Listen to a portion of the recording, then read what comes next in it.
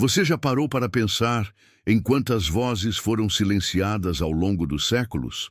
Quantas histórias de fé, coragem e revelação divina foram apagadas simplesmente porque pertenciam a mulheres? Hoje, vamos mergulhar em um dos mistérios mais profundos das Escrituras. As mulheres que caminharam com Deus, transformaram nações e testemunharam os maiores milagres da história, mas cujos nomes e legados foram obscurecidos pela névoa do tempo e pelas interpretações que priorizaram apenas uma perspectiva da narrativa sagrada. O que você está prestes a descobrir não é apenas história esquecida, é revelação espiritual que foi preservada por Deus através dos séculos, esperando o momento certo para tocar corações que estão prontos para ouvir a verdade completa. Imagine por um momento uma biblioteca imensa, repleta de livros sagrados. Agora imagine que ao longo de 2000 anos, alguns desses livros foram colocados nas prateleiras mais altas, onde poucos conseguem alcançar. Não porque fossem menos importantes, mas porque a cultura e a sociedade de cada época decidiram quais histórias deveriam ser contadas com mais frequência. As mulheres da Bíblia viveram esse destino. Elas estavam lá, presentes nos momentos mais cruciais da história da salvação, mas suas vozes foram gradualmente abafadas por interpretações que refletiam mais a mentalidade patriarcal das sociedades antigas do que a intenção original de Deus ao incluí-las em sua palavra. Para entendermos isso, precisamos saber que nas culturas do Oriente Próximo Antigo, entre os anos 1000 a.C. até o primeiro século da nossa era, as sociedades eram profundamente patriarcais. Arqueólogos descobriram que, na maioria das civilizações contemporâneas a Israel, mulheres raramente tinham voz pública, não podiam testemunhar em tribunais e eram frequentemente vistas como propriedade.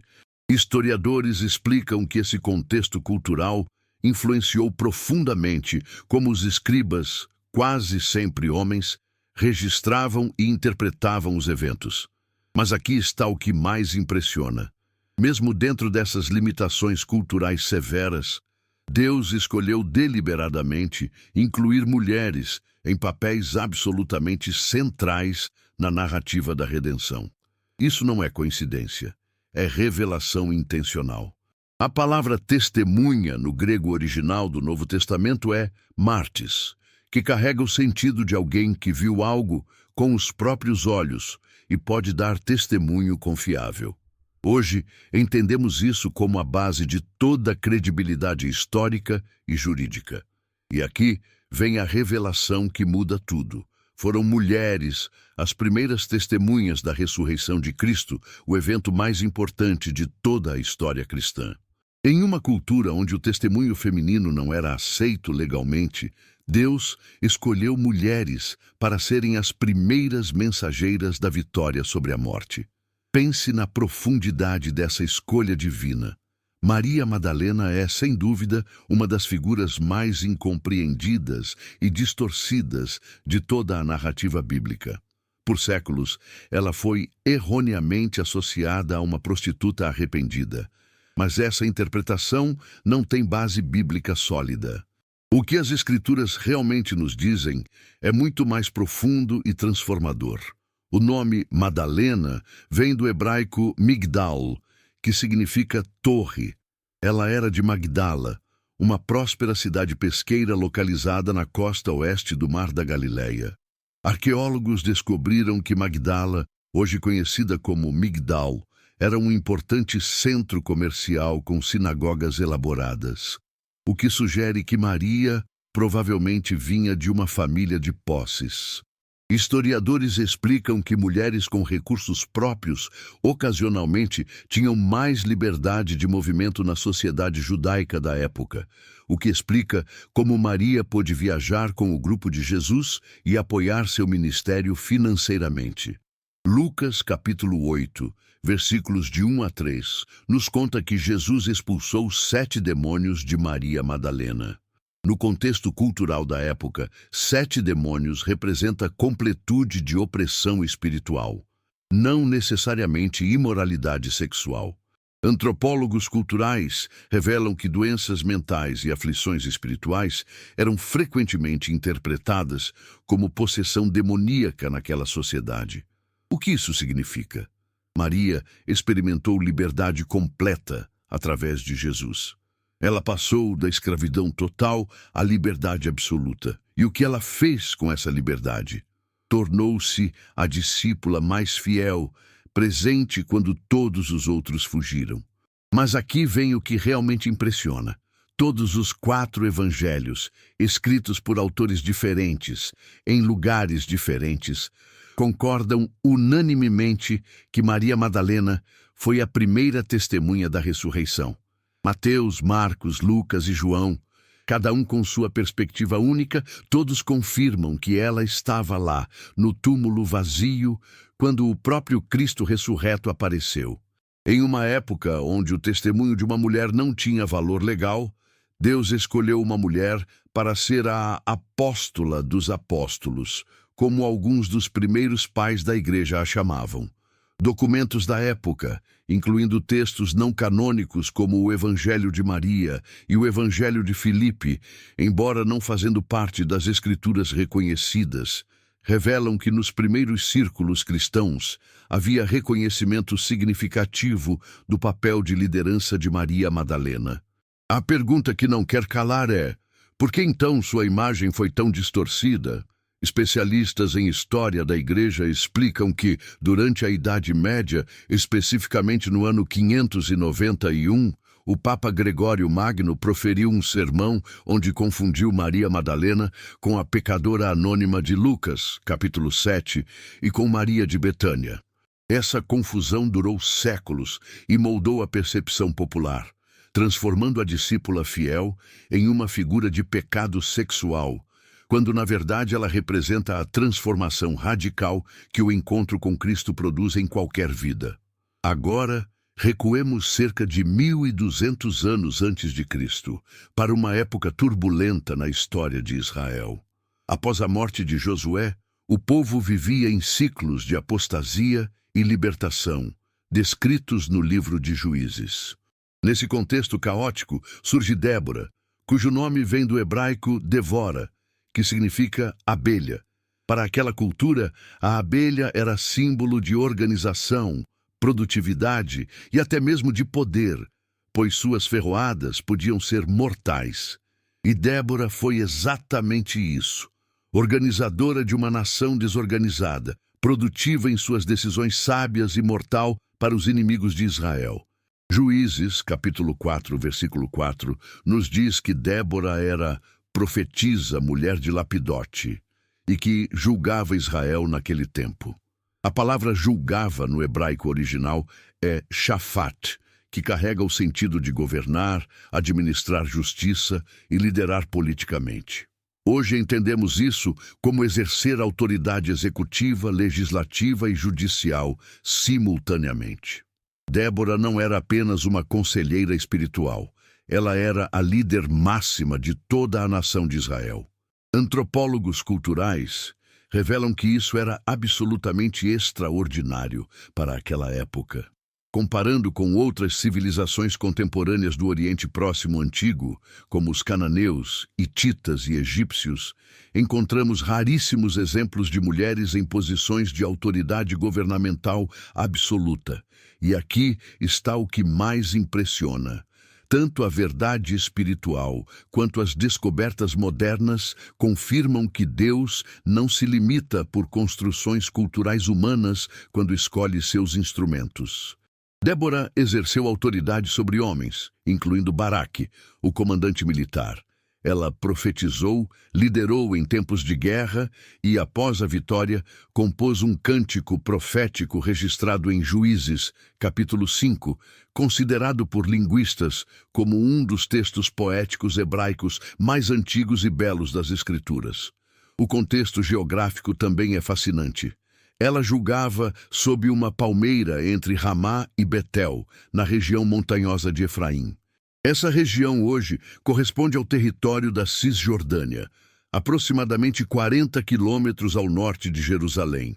Geólogos explicam que essa área montanhosa era estratégica, oferecendo visão panorâmica e posição defensiva natural. A mensagem espiritual aqui é profunda. Deus capacita quem Ele chama, independentemente de gênero, e usa a liderança espiritual feminina para libertar seu povo quando necessário. Débora representa a sabedoria profética unida à coragem prática. A voz de Deus expressa através de alguém que a cultura consideraria improvável. Quantas vezes limitamos o que Deus pode fazer baseados em nossas próprias expectativas culturais? Avancemos agora para aproximadamente o ano 480 a.C., no coração do vasto Império Persa. Uma jovem judia chamada Hadassah, cujo nome persa era Esther, tornou-se rainha do império que se estendia da Índia até a Etiópia, cobrindo 127 províncias. Arqueólogos descobriram nas ruínas de Persépolis, a capital cerimonial persa, localizada no atual Irã, inscrições e estruturas que confirmam a magnificência desse império e a complexidade de sua corte real. Historiadores explicam que o Império Persa nessa época era a maior superpotência mundial, controlando territórios que hoje incluiriam mais de 20 países modernos. O nome Esther provavelmente deriva do persa Stara, relacionado à estrela, ou possivelmente da deusa babilônica Ishtar. Hadassah, seu nome hebraico, significa murta, uma planta aromática símbolo de paz e justiça na cultura judaica. Essa dualidade de nomes já revela sua dupla identidade, judia por nascimento, persa por posição. Para entendermos a magnitude de sua história, precisamos saber que na época os judeus viviam em diáspora, espalhados pelo império após o exílio babilônico. Eles eram uma minoria vulnerável, sem terra própria, sujeitos aos caprichos dos governantes locais. Esther, capítulo 4, versículo 14, contém uma das frases mais poderosas das Escrituras, dita por Mordecai. Quem sabe se para um momento como este você não chegou à realeza? A palavra momento no hebraico original é et, que carrega o sentido de tempo determinado, ocasião específica, momento kairos, não apenas cronos. É o tempo de Deus irrompendo no tempo humano. E aqui vem a revelação que muda tudo. Deus estava orquestrando eventos aparentemente aleatórios, uma bela jovem judia sendo escolhida entre centenas de candidatas, um decreto de genocídio sendo planejado, um primo vigilante descobrindo uma conspiração, tudo convergindo para um momento onde uma decisão corajosa salvaria uma nação inteira. Especialistas em literatura antiga explicam que o livro de Esther é único, porque nunca menciona o nome de Deus explicitamente, mas sua presença é sentida em cada página através da providência. A mensagem espiritual é profunda. Deus não precisa de milagres espetaculares para cumprir seus propósitos. Ele trabalha através de pessoas comuns, em posições estratégicas, que escolhem agir com coragem quando o momento exige. Esther arriscou sua vida dizendo, se perecer, pereci, e essa entrega total a um propósito maior que si mesma é a essência da fé verdadeira. Recuemos agora para aproximadamente 1150 a.C., para os campos de Moabe, uma região localizada no atual país da Jordânia, a leste do Mar Morto. Ruth, uma mulher moabita, está prestes a tomar uma decisão que não apenas mudará sua vida, mas a colocará na linhagem direta do Messias. Moabe e Israel tinham uma história complicada. Os moabitas descendiam de Ló, sobrinho de Abraão, mas frequentemente eram inimigos de Israel. Antropólogos culturais revelam que havia profunda animosidade e preconceito entre esses povos. Para uma moabita se juntar ao povo de Israel não era apenas mudar de localização geográfica, era atravessar barreiras étnicas, religiosas e sociais quase intransponíveis. O nome Ruth provavelmente vem de uma raiz hebraica que significa amizade ou companhia. E foi exatamente isso que ela ofereceu a Noemi, sua sogra viúva. Companhia leal quando tudo parecia perdido. Ruth, capítulo 1, versículos 16 e 17, contém uma das declarações de lealdade mais belas da literatura mundial. Não insistas comigo que te abandone e deixe de seguir-te. Aonde tu fores, irei. Onde tu morares, morarei. O teu povo será o meu povo, e o teu Deus será o meu Deus. A palavra seguir no hebraico original é azav, que carrega o sentido de deixar completamente, abandonar totalmente. Ruth está dizendo: não me peça para abandonar você completamente, porque meu compromisso é total e irrevogável. Historiadores explicam que viúvas sem filhos, homens, na sociedade antiga, enfrentavam destituição absoluta. Não havia sistema de previdência social. Não havia direitos de propriedade para mulheres na maioria das culturas. Ruth e Noemi eram as mais vulneráveis entre os vulneráveis. A jornada de Moabe até Belém, hoje uma distância de aproximadamente 80 quilômetros, levaria cerca de 4 a 5 dias a pé, atravessando terrenos áridos e perigosos. Para duas mulheres sozinhas, essa jornada representava risco considerável de assalto, fome e exposição aos elementos. Mas aqui está o que realmente impressiona. Tanto a verdade espiritual quanto a genealogia confirmam que dessa moabita, dessa estrangeira que escolheu o Deus de Israel por amor genuíno e não por nascimento, viria a linhagem do rei Davi e, subsequentemente, de Jesus Cristo. Mateus, capítulo 1, versículo 5, menciona Ruth especificamente na genealogia do Messias. Isso não é detalhe pequeno, é revelação monumental.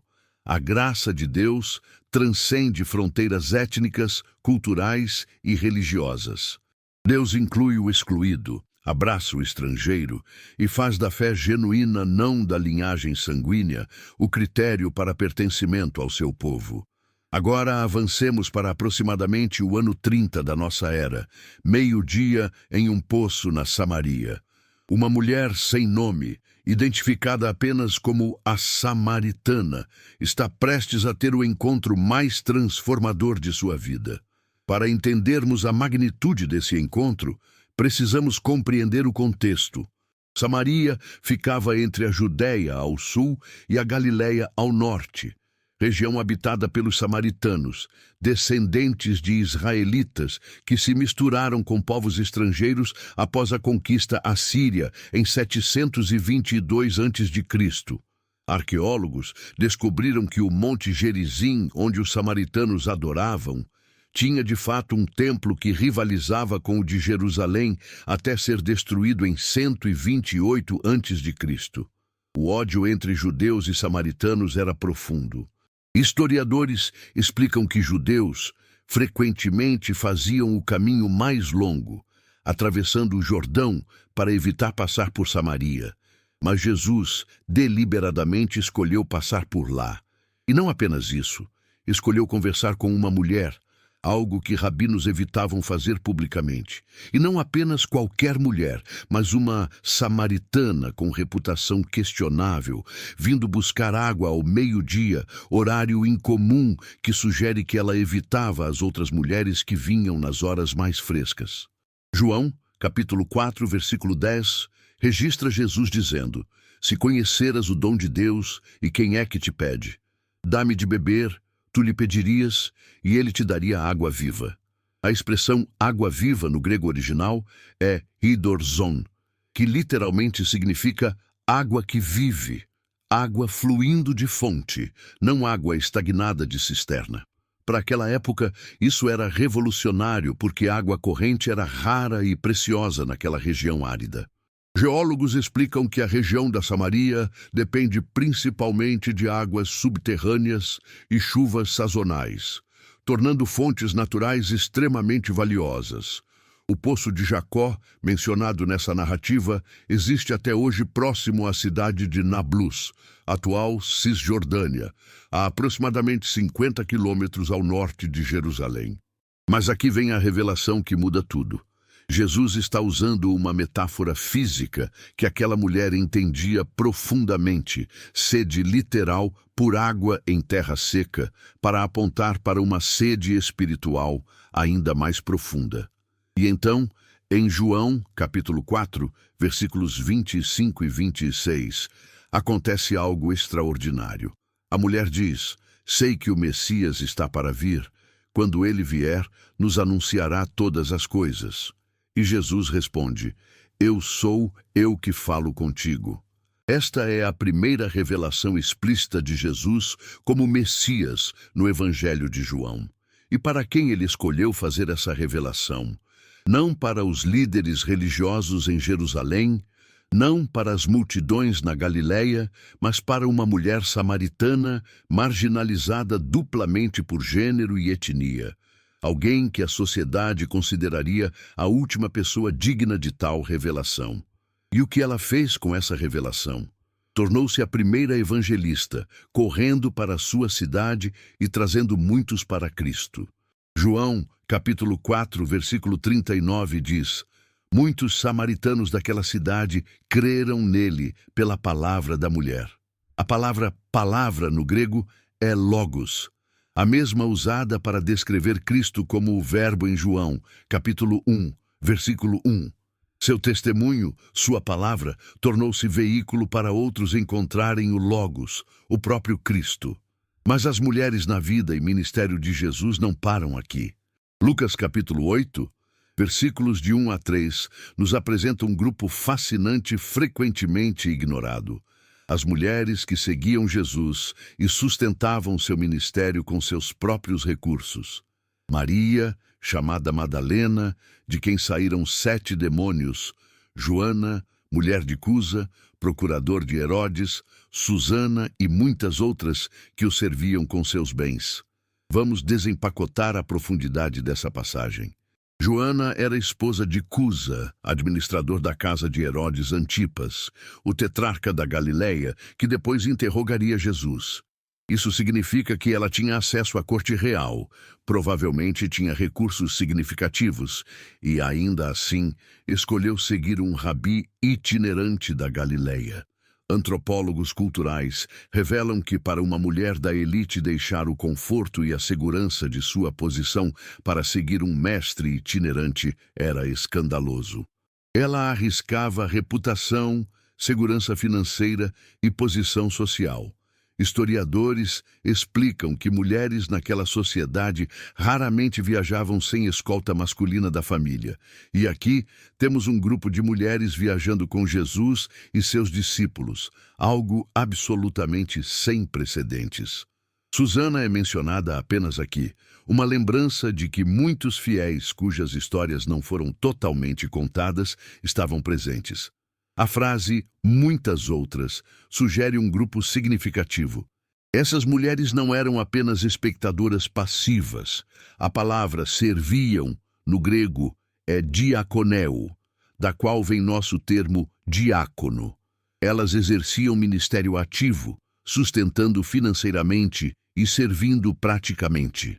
Especialistas em história do cristianismo primitivo explicam que sem esse apoio material, o ministério itinerante de Jesus teria sido impossível. E onde estavam essas mulheres nos momentos mais críticos? Presentes. Enquanto os discípulos homens fugiram na crucificação, as mulheres permaneceram. Mateus, capítulo 27, versículos 55 e 56 lista: Maria Madalena, Maria, mãe de Tiago e de José, e a mãe dos filhos de Zebedeu. Marcos adiciona Salomé. João menciona Maria, mãe de Jesus, e sua irmã. Elas testemunharam a morte, observaram onde foi sepultado e foram as primeiras no túmulo ao amanhecer do terceiro dia. Seu amor superou seu medo, sua devoção transcendeu o perigo. Mas vamos além dos nomes individuais e exploremos algo profundo. o significado espiritual do feminino nas Escrituras. No Antigo Testamento, a sabedoria é personificada como mulher. Provérbios, capítulo 8, apresenta a sabedoria, Sofia, em grego, como existindo desde antes da criação, deleitando-se na presença de Deus, participando da formação do mundo. A palavra hebraica para sabedoria, chokmah, é gramaticalmente feminina. Isso não é acidente linguístico, é revelação teológica. Isaías, capítulo 66, versículo 13, traz uma imagem surpreendente. Como alguém a quem sua mãe consola, assim eu vos consolarei. Deus usa uma metáfora maternal para descrever seu cuidado. Em Isaías, capítulo 49, versículo 15, Deus pergunta: pode uma mulher esquecer-se do filho que ainda mama, de sorte que não se compadeça do filho do seu ventre? Ainda que esta se esquecesse, eu, todavia, não me esquecerei de ti. O amor materno é usado como sombra imperfeita do amor divino ainda mais profundo. No Novo Testamento, a igreja é descrita como noiva de Cristo. Efésios, capítulo 5, versículos 25 a 32, usa o relacionamento matrimonial como mistério que aponta para Cristo e a igreja. O feminino representa receptividade ao Espírito, abertura à vida divina, o ventre espiritual onde a palavra de Deus é concebida e trazida à luz através de vidas transformadas. Teólogos, ao longo dos séculos, notaram que nos relatos da criação, a mulher foi criada por última, como coroa da criação, não como pensamento posterior. A palavra hebraica Ezer, traduzida como ajudadora em Gênesis, capítulo 2, versículo 18, é a mesma palavra usada para descrever Deus como nosso auxílio em Salmo 121, versículo 2. Não implica inferioridade, mas força complementar essencial. E aqui vem algo fascinante. Nos evangelhos, Jesus repetidamente elevou o status das mulheres acima das normas culturais de seu tempo.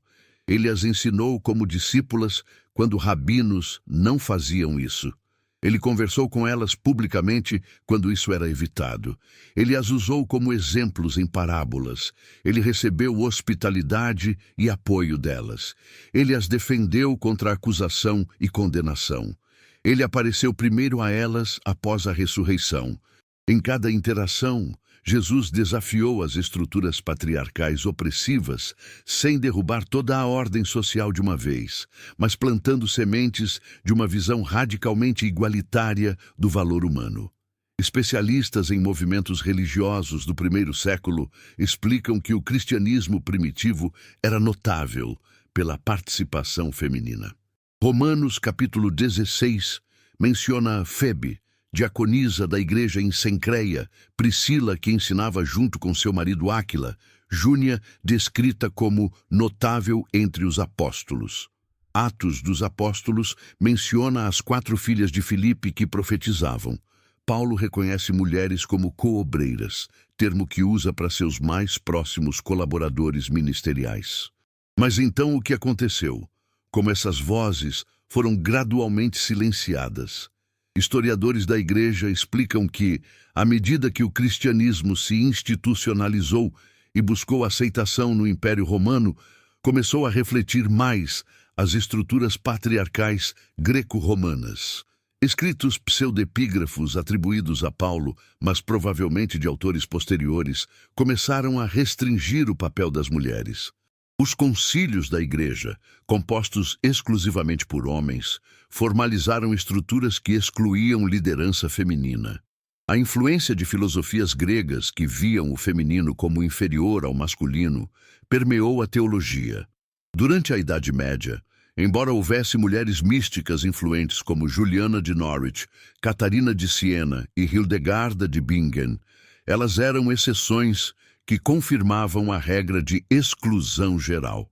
A reforma protestante, embora libertadora em muitos aspectos, manteve amplamente a exclusão de mulheres da liderança ordenada. Apenas nos últimos 2 séculos, Movimentos como o pentecostalismo e denominações mais progressivas começaram a recuperar a visão mais igualitária evidente nos evangelhos e no cristianismo primitivo. Mas aqui está a pergunta profunda que devemos fazer. E se a revelação completa de Deus só pode ser compreendida quando honramos tanto as vozes masculinas quanto as femininas da fé? E se ao silenciar metade das testemunhas, perdemos metade da perspectiva sobre quem Deus é e como Ele age? As Escrituras nos apresentam um Deus que é espírito, não limitado por gênero, mas que escolhe revelar-se através de imagens tanto masculinas quanto femininas. Um Deus que é Pai poderoso e também Mãe consoladora. Um Deus cuja sabedoria é personificada como mulher. Um Deus cujo Filho escolheu mulheres como primeiras testemunhas do evento mais importante da história.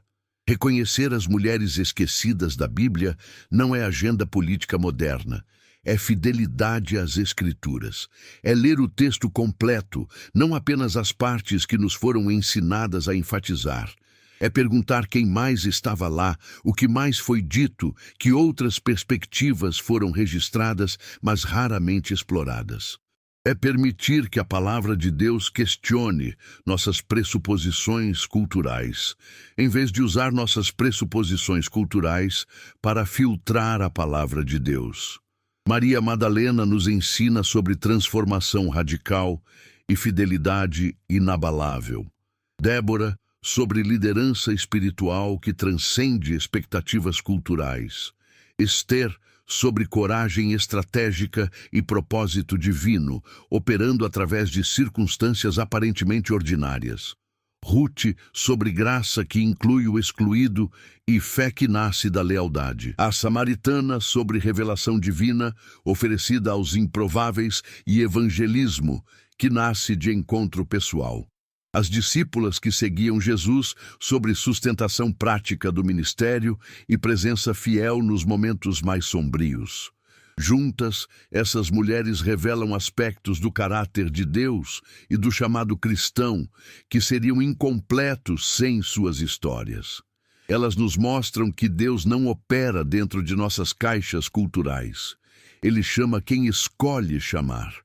Ele capacita quem decide capacitar. Ele revela-se a quem deseja revelar-se e, repetidamente, escolhe os improváveis, os marginalizados, os esquecidos para serem portadores de sua mensagem transformadora. Então, o que fazemos com essas revelações hoje? Primeiro, honramos as histórias completas. Quando lemos as Escrituras, prestamos atenção às mulheres presentes, não apenas aos homens. Perguntamos quais mulheres estavam lá, o que elas disseram, o que elas fizeram. Segundo, reconhecemos nossos próprios preconceitos. Todos nós lemos as Escrituras através de lentes culturais. A humildade nos chama a questionar se nossas interpretações refletem mais nossa cultura do que a intenção divina. Terceiro, abrimos espaço para vozes que foram silenciadas. Na igreja, no estudo bíblico, no ministério, deliberadamente buscamos perspectivas que historicamente foram excluídas.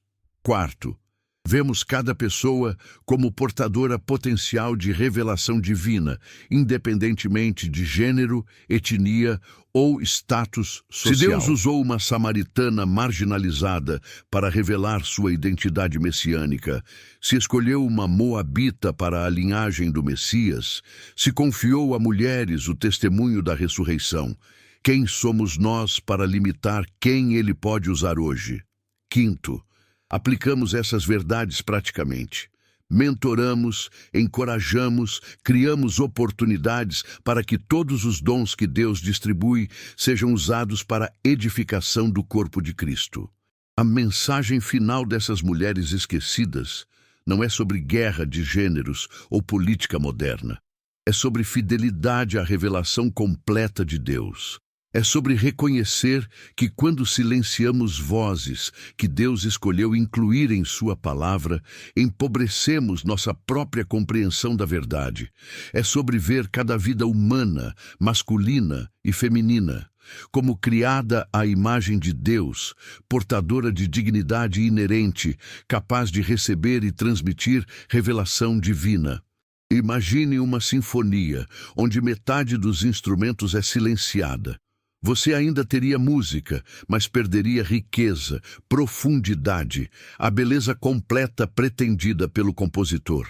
As Escrituras são a sinfonia de Deus, e cada voz, incluindo as femininas frequentemente negligenciadas, contribui para a melodia completa da revelação. Quando honramos essas vozes, não estamos adicionando algo novo às Escrituras, estamos finalmente ouvindo o que sempre esteve lá, esperando ser redescoberto. As mulheres esquecidas da Bíblia são lembretes de que a revelação de Deus é mais rica, mais inclusiva e mais surpreendente do que frequentemente nos ensinaram. Elas nos chamam a uma fé mais profunda, que vê Deus agindo através de todos que Ele escolhe, não apenas através daqueles que a cultura considera apropriados. Elas nos convidam a uma leitura mais cuidadosa das Escrituras, onde cada nome, cada história, cada presença tem significado e propósito. E talvez, ao redescobrir essas mulheres, redescobramos partes de nós mesmos que foram silenciadas. Talvez encontremos coragem em Débora para liderar quando Deus chama, mesmo quando a cultura diz que não somos qualificados. Talvez encontremos em Maria Madalena a liberdade de uma transformação radical que não teme testemunhar publicamente o que Cristo fez. Talvez vejamos em Esther a sabedoria de reconhecer que fomos colocados em posições estratégicas para um momento como este. Talvez aprendamos com Ruth que a verdadeira fé transcende fronteiras e que a lealdade ao que é certo abre portas inimagináveis. Talvez descobramos com a samaritana que nosso passado não nos desqualifica de sermos portadores da água viva para outros sedentos. Arqueólogos continuam desenterrando evidências que confirmam a presença e participação ativa de mulheres no judaísmo antigo e no cristianismo primitivo. Inscrições em sinagogas antigas revelam mulheres como líderes e benfeitoras. Textos recém-descobertos mostram mulheres em posições de ensino e liderança nas primeiras comunidades cristãs. A história está sendo constantemente reescrita, não porque novos fatos sejam inventados, mas porque finalmente estamos prestando atenção ao que sempre esteve lá, escondido em plena vista. Linguistas que estudam os textos originais hebraicos e gregos notam nuances que traduções posteriores obscureceram. A palavra prostates, usada para Febe em Romanos, capítulo 16, versículo 2, frequentemente traduzida timidamente como auxiliadora, na verdade significa patrona, protetora, líder, alguém em posição de autoridade. Paulo está reconhecendo sua liderança e pedindo que a Igreja Romana a receba com a honra devida à sua posição. Quantas outras nuances foram suavizadas para se adequar a expectativas culturais posteriores? Especialistas em literatura antiga também notam que os evangelhos, escritos em uma cultura onde testemunho feminino era desvalorizado, deliberadamente destacam mulheres como testemunhas primárias. Se os evangelistas estivessem inventando histórias ou tentando maximizar credibilidade cultural, teriam colocado homens como primeiras testemunhas da ressurreição. O fato de terem mantido mulheres nesse papel, apesar do custo em credibilidade cultural, é evidência poderosa da historicidade dessas narrativas. Eles registraram o que realmente aconteceu, não o que seria mais conveniente culturalmente. Antropólogos que estudam estruturas sociais antigas explicam que movimentos religiosos frequentemente começam com mais igualdade e se institucionalizam em direção às normas culturais dominantes. O cristianismo não foi exceção.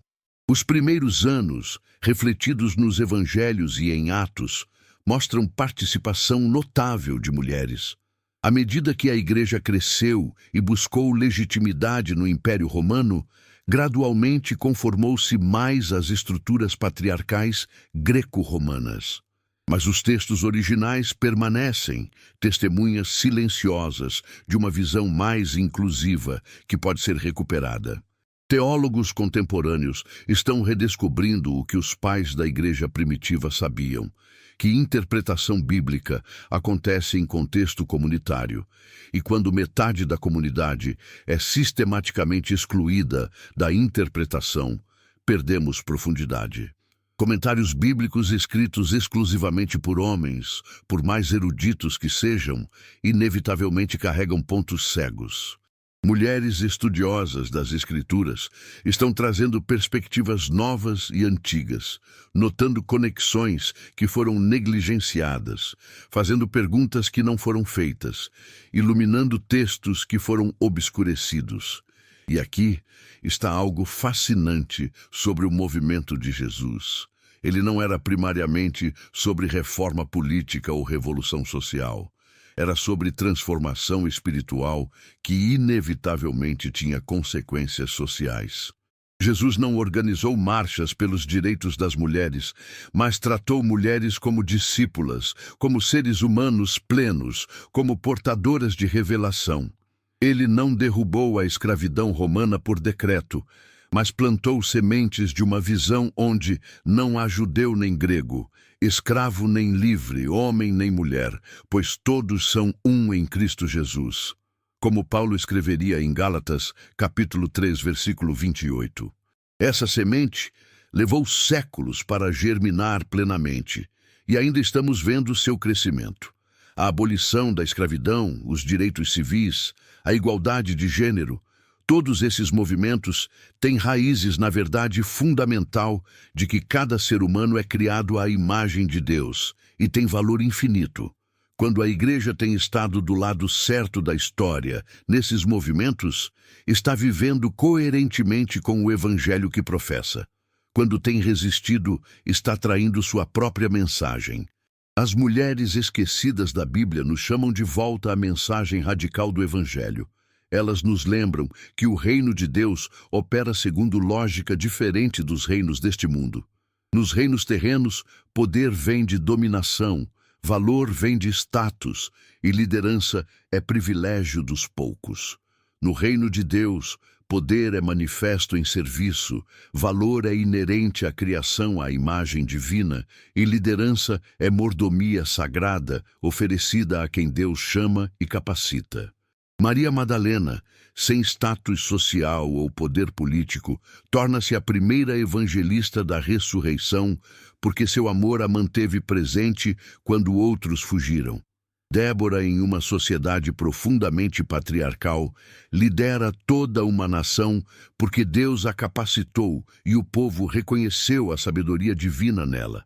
Esther, uma órfã judia em terra estrangeira, salva seu povo porque estava disposta a arriscar tudo por um propósito maior que sua própria segurança. Ruth, uma estrangeira sem direitos, entra na linhagem do Messias porque sua lealdade e fé transcenderam barreiras étnicas. A samaritana, marginalizada por gênero, etnia e reputação, traz sua cidade inteira a Cristo, porque seu testemunho autêntico de transformação foi irresistível. Cada uma dessas histórias subverte expectativas. Cada uma revela Deus, escolhendo os improváveis, capacitando os desconsiderados, usando os marginalizados para cumprir seus propósitos centrais. Isso não é acidente, é padrão. É revelação da natureza de um Deus que escolheu as coisas loucas do mundo para envergonhar os sábios, escolheu as coisas fracas do mundo para envergonhar as fortes, escolheu as coisas humildes do mundo e as desprezadas, e as que não são, para reduzir a nada as que são, como Paulo escreve em 1 Coríntios, capítulo 1, versículos 27 a 28. Quando honramos as mulheres esquecidas da Bíblia, estamos simplesmente sendo fiéis a esse padrão divino. Estamos reconhecendo que Deus não age segundo nossas expectativas limitadas. Estamos abrindo espaço para que Ele continue agindo através de quem escolher, não apenas através de quem consideramos apropriado. Estamos nos alinhando com a lógica do reino em vez de perpetuar as hierarquias dos reinos terrenos.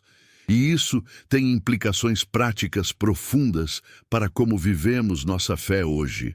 Significa que na igreja, ativamente cultivamos dons espirituais em todas as pessoas, independentemente de gênero. Significa que quando estudamos as Escrituras juntos, valorizamos igualmente perspectivas de todos os membros do corpo de Cristo.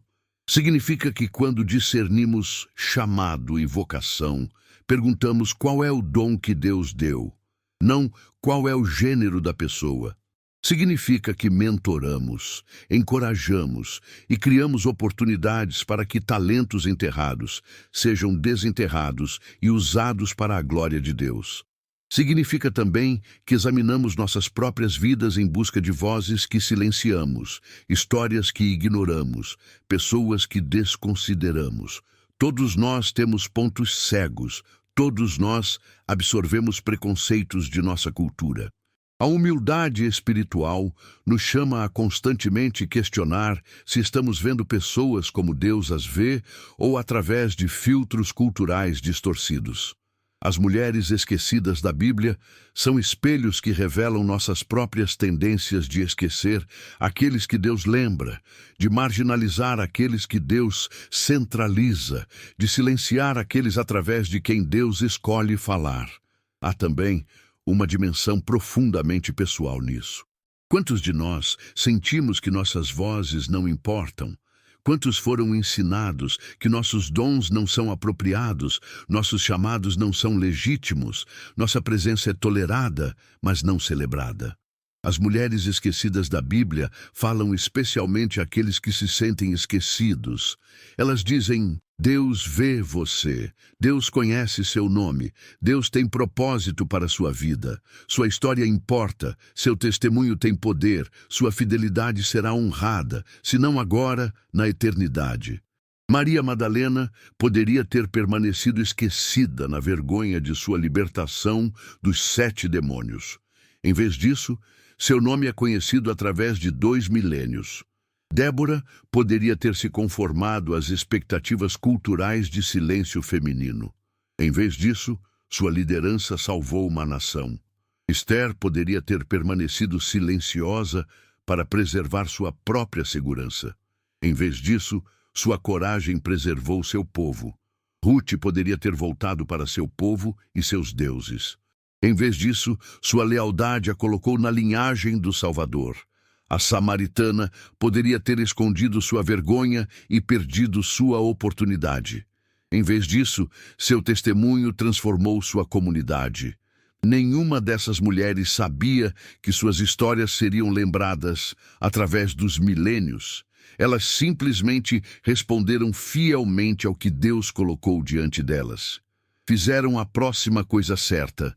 Amaram quando era difícil, lideraram quando era assustador, arriscaram quando era perigoso, ficaram quando outros fugiram, falaram quando era inconveniente, e Deus usou sua fidelidade de maneiras que elas nunca poderiam ter imaginado. Esta é a promessa para cada um de nós. Você não precisa ser famoso para ser fiel. Você não precisa ser lembrado pela história para ser usado por Deus. Você simplesmente precisa estar disponível, disposto, aberto ao que Deus quer fazer através de você. As mulheres que foram temporariamente esquecidas pela tradição humana nunca foram esquecidas por Deus. Suas histórias foram preservadas nas Escrituras, esperando o tempo certo para serem redescobertos e honrados. E talvez este seja esse tempo. Em uma época onde vozes marginalizadas estão finalmente sendo ouvidas, onde histórias não contadas estão finalmente sendo narradas, onde perspectivas excluídas estão finalmente sendo valorizadas. Talvez seja o momento providencial de redescobrir as mulheres esquecidas da Bíblia, não como exercício acadêmico, mas como renovação espiritual. Não para marcar pontos políticos, mas para sermos fiéis à revelação completa de Deus. Porque aqui está a verdade final. Quando metade das vozes é silenciada, todos perdemos. Homens e mulheres, todos nós precisamos da revelação completa. Todos nós precisamos ver Deus refletido através de todas as facetas da humanidade que Ele criou. Todos nós precisamos das perspectivas, dos dons, das histórias, do testemunho de todo o corpo de Cristo funcionando plenamente. Uma igreja onde alguns membros são impedidos de exercer seus dons é um corpo mutilado, não um corpo sadio.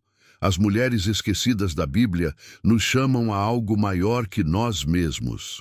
Elas nos chamam a uma visão do reino de Deus, onde valor não é determinado por hierarquias humanas, onde chamado não é limitado por expectativas culturais, onde a presença e o poder do Espírito Santo são derramados sobre filhos e filhas, como Joel profetizou e Pedro proclamou em Atos, capítulo 2, versículo 17.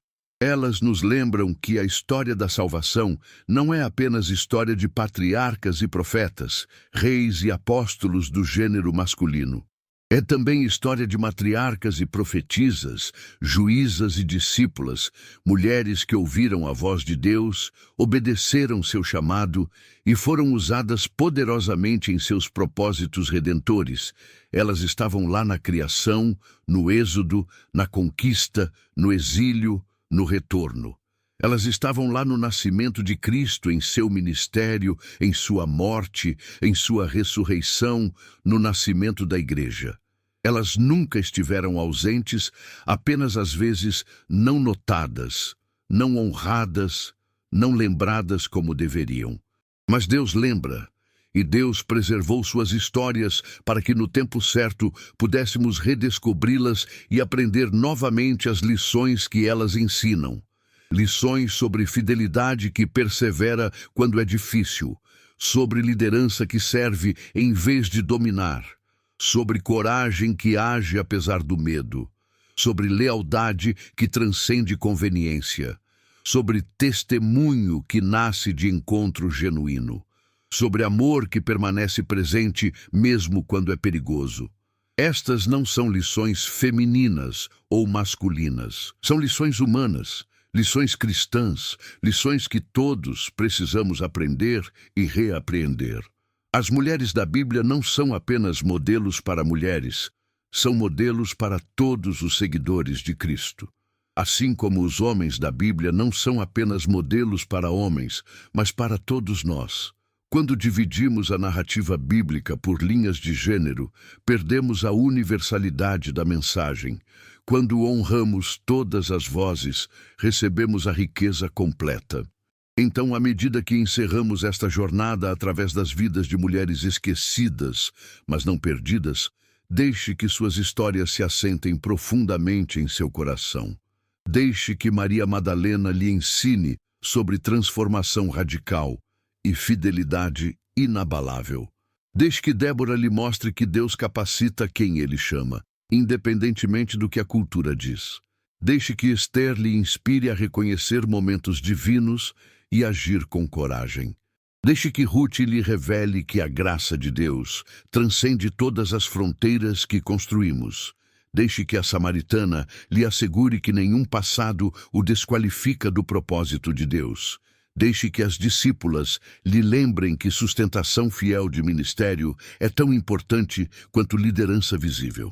E deixe que todas elas juntas lhe chamem a uma leitura mais cuidadosa das Escrituras, onde você presta atenção não apenas aos nomes em negrito e histórias familiares, mas também às presenças nas margens, aos nomes mencionados uma vez, às mulheres que estavam lá, mas cujas histórias completas não foram contadas.